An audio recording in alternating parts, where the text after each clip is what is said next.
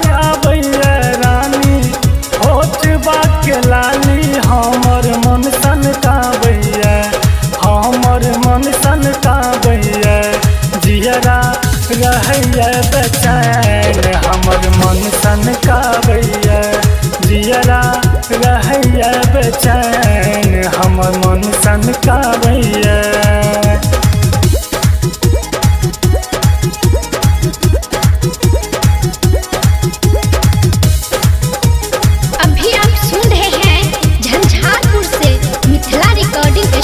की शानदार प्रस्तुति।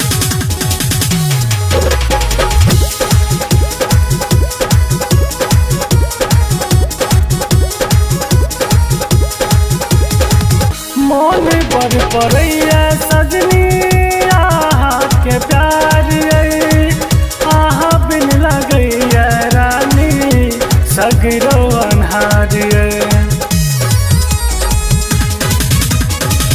मोन पर पड़ैया सजनी आहा के प्यार आहा बिन लगैया रानी सगरो अन्हार गालक लाली रही रही मोन पड़ैया हमर मन सन काबैया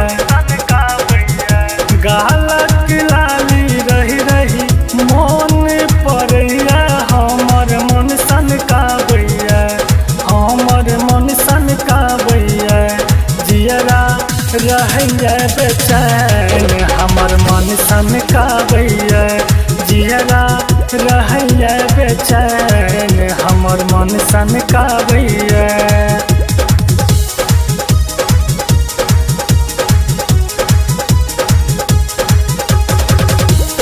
अभी आप सुन रहे हैं झंझारपुर से मिथिला रिकॉर्डिंग स्टूडियो की शानदार प्रस्तुति।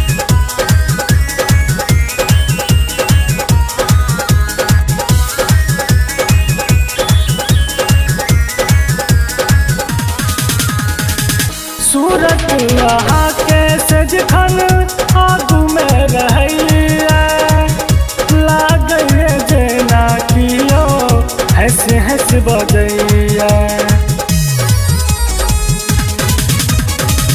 सूरत वहाँ के सजखन आगू में रहैया लागैया जेना कियो हंस हंस बजैया मुस्किया के रनिया केलक बेचैन हमर मन सन काबैया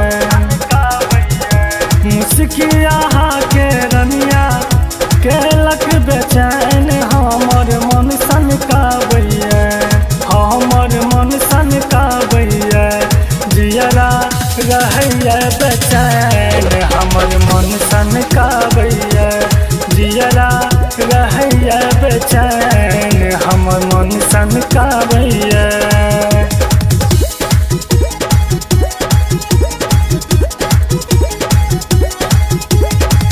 अभी आप सुन रहे हैं झंझारपुर से मिथिला रिकॉर्डिंग स्टूडियो की शानदार प्रस्तुति।